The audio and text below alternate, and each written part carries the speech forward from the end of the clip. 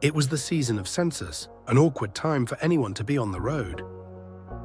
And for Mary and Joseph, it was just about the worst timing possible. You see, the empire had decreed that everyone needed to return to their family's city. Ancestry, tradition, paperwork, the works. Which meant, for Joseph and Mary, a journey south from Nazareth to Bethlehem. What the decree didn't account for was comfort, or in their case, inconvenience, since Mary was 9 months pregnant. The roads into Bethlehem were packed. The city itself was more crowded than a festival night, an endless flow of travelers seeking a place to stay. Joseph tried at each inn, each guest house, each relative's door, but the answer was always the same. There was no room. If you've ever been desperate for a motel during a sold-out concert weekend, you can sympathize. Eventually, when there was nowhere left to try, the only option was shelter behind an inn-house. A stable, not exactly designed for human comfort.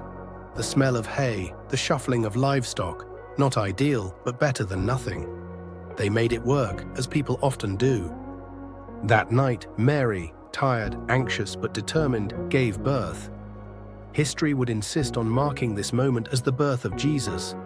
But for Mary and Joseph, it was just the arrival of their first child. They wrapped him in spare cloths for warmth, the local version of swaddling. Without a cradle, they settled for a feeding trough, a manger lined with hay. There was no fanfare, no parade, no palace midwives, just a teenage couple, far from home, in a town bursting at the seams, improvising as best they could. But already, outside that stable, the story was becoming one for the history books.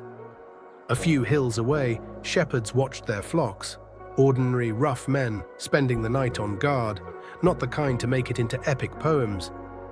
Then suddenly the sky tore open in light. The shepherds, it said, were sore afraid. The usual night watch became something much stranger. A messenger appeared, an angel announcing good news, the kind of message you don't expect when your biggest worry is keeping wolves away from sheep. The message? A birth had happened in Bethlehem, and it was not just any birth, a savior, the Messiah. The angel gave specific instructions. You'll find a baby, wrapped in cloths, lying in a manger. Then, just as quickly, the sky filled with more voices. A crowd of heavenly messengers praising peace on earth.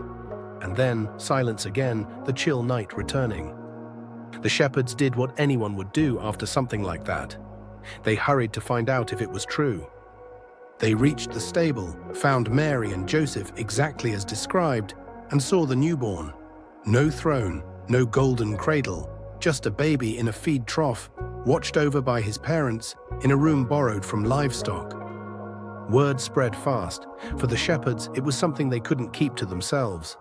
Their story became Bethlehem's breakfast gossip, the kind of tale people pass around, half confused, half intrigued.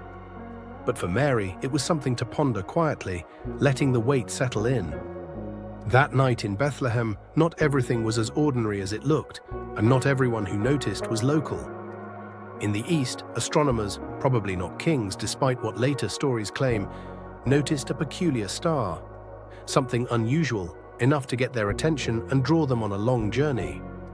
They arrived late, perhaps months after that first night, with expensive gifts in tow.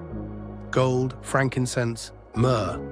Gifts, in other words, nobody registered as perfectly practical for a new family scraping by, but loaded with symbolism all the same.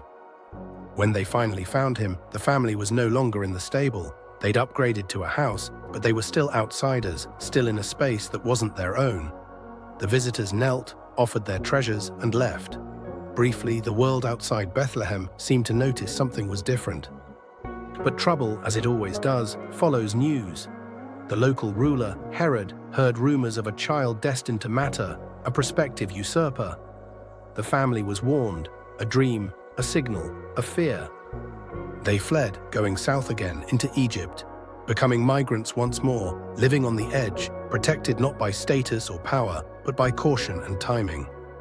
Eventually, after Herod died, Joseph led his family back north.